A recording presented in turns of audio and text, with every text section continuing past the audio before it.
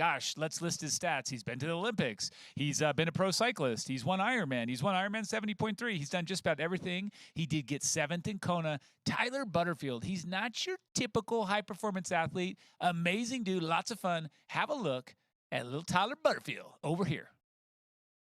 You wave, Fletch? Say hello. Say hi. He's like, let me at the playground. This is, I call the chaos house. What's going on here today?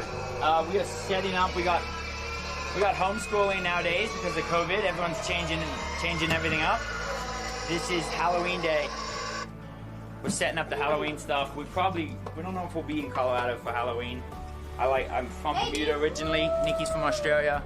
We might head down to Bermuda. They got some pretty cool traditions down there, and they're almost COVID free. So we could get a trip in. We've been wanting to go the whole time, but we've stayed here. We were in the same, I came to train with the group that I was in. And Yeah, the I thought he was like this punk accented, tattooed kid. Not kid, we're the same age. I can turn this. The coach was Billy Davon, and his wife Louise. I think she was 6th or 7th in Kona in the sort of early 90s. When I was in Australia, you want to meet an Australian down there? To be honest, a lot of boys in the group were interested in Nikki. She loved the attention, so I played the ignore her, play hard to get, and then she got bored of everyone else hitting on her and wondered why I was leaving her alone. That's how I describe it. We should learn about this later. I want to know about it. Play cool, calm, and collective. Bluffing that I didn't care. It works. Do it in racing too. Pretend like you're hurt and save it for the run. Call it the furnish room because it is the furnish room. Lots of clothes. We moved pretty quickly last year in December. I was working the farm for 2 weeks. We got a guy who works on the farm who's awesome, who keeps it running nice, but he needs a holiday at some point. So off season for me, the best time to do it is the off season. And so here, this is where I've got a little TV. Nothing fancy. It's literally the dungeon, the basement that's unfinished, the furnace room. This is my 7th place bowl. My 5th is in Bermuda. I think my brother or dad has it in their office. I got to switch because my dad was actually 7th, which is why I kept a couple of these. That's from the Bermuda newspaper, like father, like son. Leading into something like Kona, Nikki definitely steps up, and I'm not as home as much. I'm out training all the time. When I come home, I'm tired. But that takes its toll on family, and I think any pro with kids or any age grouper with kids, especially if you got a handful, understands that family life is important. And when I finish my career, they're still going to be here, and they're going to be supporting me, and I'm going to be supporting them. Like they're huge. They're the biggest part of my life. So I can't be at my A game all year. So I have to pick and choose. And for me, I want to be the best when I think it matters most. This is where Daddy was on the weekend. Yeah, so I just got back from Cozumel. I think it was the first race back in North America. So that's Mexico. Should we find Cozumel? Cozumel is a little island off here. It doesn't really show. So there's Cozumel. There's Bermuda. And where I normally head out in about a week. You head out. The kids normally come. And there's Kona. Where are we going? We're going to the farm. 2.5 miles there, 2.5 home. Easy way to get 5 miles out.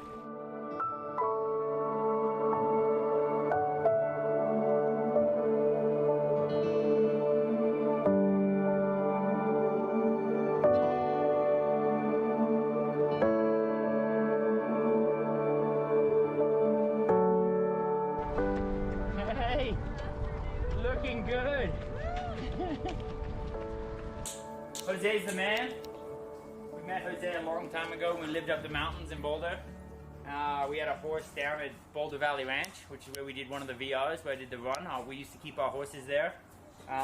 He had a horse down there, and yeah, he keeps it running. Without Jose, I wouldn't be racing.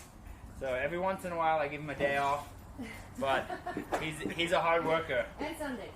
And Sunday. But I was gonna say, the farm keeps me like honest, and like you do I realized from the farm work that just everything needs to be done every day, and I took that to training, and never tried to do anything specific, or I'm not as attention to details on like my hard days. I just get it done.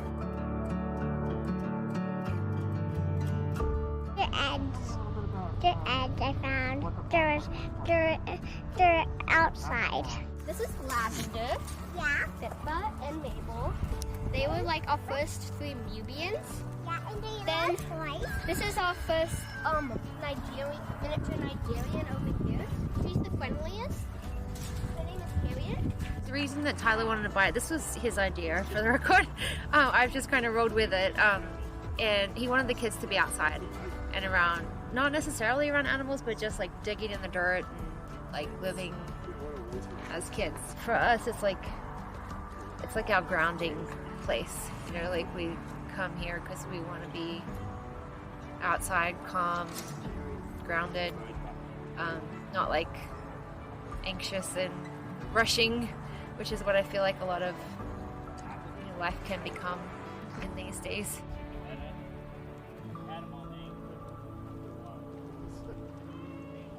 One or two get fluffy ones, but I think the coyotes you can tell they leave. Well, there you go. That was a nice feature looking at the Butterfield family. And now we're lucky enough to have Tyler himself live on the show. Tyler, it's great to see you. Thanks for sharing the day in the life. And here we are now at your farm. How are you? Yeah, good. Thanks for having me, Michael and Didi. Of course. I mean, I'll say this right away. You sound great. You sound like you're in our studio here, but you're not. You're on the farm. Tell us a little bit about the not-so-conventional pro life that you live there. Not like every other athlete you race against. Am I right? Yeah, I mean, we spent 3 years living on the farm, which was amazing. We moved off just last winter when we had the 4th kiddo. It was a pretty small house, but because of the acreage, it didn't feel small. And there's days we definitely miss it. Like in the morning and the night, you got to do night check all the horses, all the animals. And some nights you're dead tired and you don't want to do it. But as soon as you step out that door, it's sometimes a favorite part of the day. It's just peaceful. They got hopefully the llamas in the background. I'm gonna go get some food and feed them in a sec for you guys. But one looks like it's coming over. That's Micah. Micah was born on the farm. My wife I might go in and out when I go get the food closer to the fence. But yeah, I mean it's interesting. I mean we all got to have hobbies, but triathlon takes up most of our time, so you don't really have much time for anything else. And the kids in the farm are it for me. Well, you certainly had time for a great race in Cozumel just a week or so ago. You were second there in Cozumel. How did it feel to be back racing? Yeah, I mean, it was amazing. To be back in Cozumel, I mean, I love Cozumel. Last year, I got to go down there twice. I think I've done the Ironman 4 times in the half, now 3. For me, it feels like home, like growing up in Bermuda. They're very different islands, but they're both tropical islands. The humidity, the heat. Just the smell when you step off the plane, it reminds me of home. I mean, I think that's why I like Hawaii. I think that's what we all miss is the humid, soft air. And it's nice to be back racing, especially in races that I'm familiar with. Well, you had a great race. I was there, got to watch that. And this brings up the question. You train in Boulder. You're now not the young gun. You've got the young guns surrounding you. You're still plenty young, don't get me wrong. But like someone like Sam Long, who won that race, and the folks you train with, you have fun with them. You push each other. Tell us a little bit about that training environment that you've got, Tyler. Yeah, I mean, it's been great this summer. Because of COVID, me and Sam have actually done more together. I think because of COVID, you sort of picked your training partners and didn't mingle quite as much. We both are very endurance based. I definitely can't do or don't do as much as Sam, and I knew it was sort of his race to lose. But he's up and coming. I think he's 12 or 13 years younger than me. And I have to remember we'll be chatting on the bike, and I'm like, he's not relating to any of this. So we have a good time. He calls me Papa Butterfield. Or the old man. But yeah, no, it's a great time. I knew he was in form to win it. He's definitely proving that his training will execute in a race. That's the biggest thing is through, I mean, all of us have seen over the years, there's plenty of people that can put out amazing training sessions and just something happens. It's normally not the same thing, but every race there's something different that it makes it not work out. They don't know how to execute. And through my career, that's been a big thing. Is I'm not always at 100% leading in, but I know what I've put in and I know what I should get out. And as long as I can execute to the best of my ability on the day, I'm happy. So if I was fifth, but I knew that's the best, I really could have easily been seventh or 10th, then I'm happy. It is, in the end of it, it is we're racing ourselves more than anyone else half the time. So I was really happy to see Sam win, and I was really, really happy to get second. Tell us a little bit, Ty, about your dad's racing history in Kona and how that lit a competitive fire in you. And then I know you said in the Kiki video that you don't push your kids, but do you hope one day to see one of your kids competing in Kona as well? Yeah, I mean, so for me, it all started. I remember as a kid, my parents started the Bermuda Triathlon Association in Bermuda. Like, I just grew up around it. We had the Iron Kids in Bermuda. My brother was always the more talented of the two of us, but he won everything as a kid, like pretty much never was beat. So it was harder for him when he sort of got older and went away to races and suddenly there was more competition. He wasn't used to it. But I mean, I remember going in my dad's closet and seeing these slides and holding them up to the window and seeing him in a pair of Speedos walking down. It would have been Digby Beach. And then asking him to get out. I think he had to borrow a projector to put him up. But that's what I remember as a kid is sort of this legacy. I mean, around town in Bermuda, me and my brother took up motocross for a little bit. And I was no good at it, but they'd call my dad Ironman Jim. And so it was sort of like, it was just ingrained that this was something special to do. I never thought, I thought if I could be seventh would be amazing. And then in my second try, I got second. And yeah, from then I knew there was potential to do well. And so then I kept kicking around, trying to beat that, and then got the fifth. And then since then I've tried even harder. And normally, I think most of us can relate. When you want something really badly, there's a chance you're just going to overcook yourself, which most of us have all done in Kona. But you gotta try your best, and so if you blow up, you're not too disappointed. Good answer, Tyler. One thing, just right to that point about Kona, do you have unmet aspirations still on the Big Island? Do you want to go better than fifth? What's the story there? Yeah, I definitely want it. I think we all dream of winning it, but the reality is I'm pretty happy and content, which is a good and a bad thing. In life, everything that's a positive can be a negative. It's really helped me to enjoy these last couple of years of racing, is not feel like I have a chip on my shoulder that I have to prove myself. It's now just do what you enjoy, swim, bike, run as much as you can, and enjoy the race. I would like to go there. I'm qualified, so I'm on the start list. This was going to be probably my last race. Although you say that, and then it's like, I think I want to race till I'm 70, but I definitely, the end is near. And so this 2020 was I was sort of put on the books that could be the end, and then it's turned into 2 years. So yeah, it will be what it will be. But yeah, I'm looking forward to it. It's nice to already have the qualification in the books. But I'm pretty happy with fifth. To only have 4 people better than you in the world on that day. But it would be nice to be in that press conference again. When I was seventh, someone was like, when you're top 5, you get in the press conference, and then everyone wants to you want to improve, but it's easier said than done.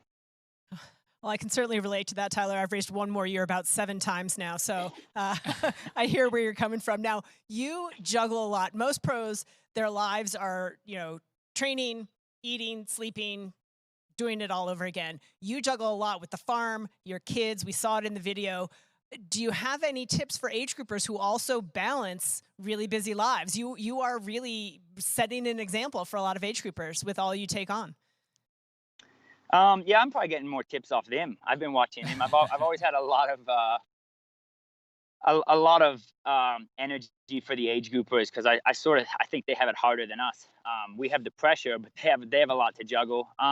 Yeah, my wife said something years ago: is a yes to something is a no to something else, and that stuck with me. You got to be careful, and then just find a balance. You'll find out what works for you and what doesn't. There was things I did years ago that I thought I had to do that I've now dropped out and I don't do as much. And I've realized my performance still stays at a high level. It's finding that balance. Like I often take a couple minutes transition time between leaving the house and jumping in the pool or getting on my bike. Because for me, I just need like 2 or 3 minutes just silence before I'm meeting someone else. I'm a bit of a talker, as everyone around me knows. But yeah, I mean, you find out what works. Like take tips from other age groupers, take tips and try it. And if it doesn't work, you don't have to do it. One big thing I stopped doing, and this was when my wife first had one kid and then raced with a second. She stopped looking at what other people did because she could no longer do it. It was like you had to train this many hours, and suddenly she's like, I'm not doing it. I'm getting on my bike, and like a run session, I'm getting on and time traveling for an hour because I only have an hour.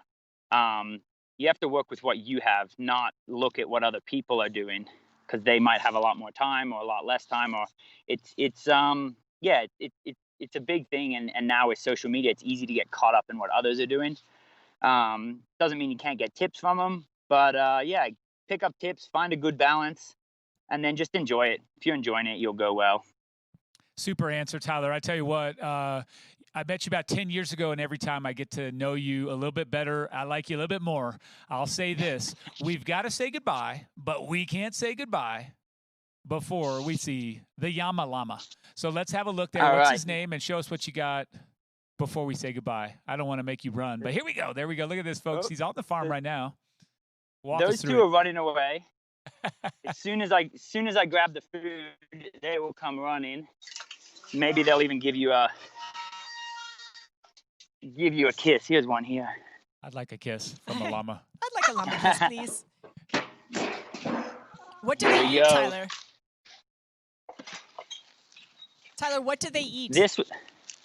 So this is just oats. Oh my gosh. So there's so a goat cute. and a llama. So the llama will get Competition. mad at the goat. If it pins its ears back, it means it's about to maybe spit on you. This one's Sadie. Sadie's the most aggressive. Those are the two goats. I got to get my daughter to get all the goats' names. These ones don't eat quite as much. These were born. I think this is Sadie's son here. This is Rusty, Micah and Rusty. So good. But yeah, What- they're guard animals. We got them to guard the goats, but they're so cute that they get my family to the farm. If the family's not riding the horses, they want to just come hang out and see the llamas. Well, I tell you what, they're amazing. Tyler, it's great to see you, and we appreciate you taking the time. I want to say goodbye to the llamas, tell them good work. You as well. We'll see you around soon. And thank you so much for sharing a little taste of your life with our viewers. We've never had llamas on a Kona show before. I can mark my words on that one. But thanks again, Tyler. We'll see you soon. Dee, on that note, I just have to go and Google, what do llamas do when they're mad? Do they spit? Do they pin their ears back? I want to know.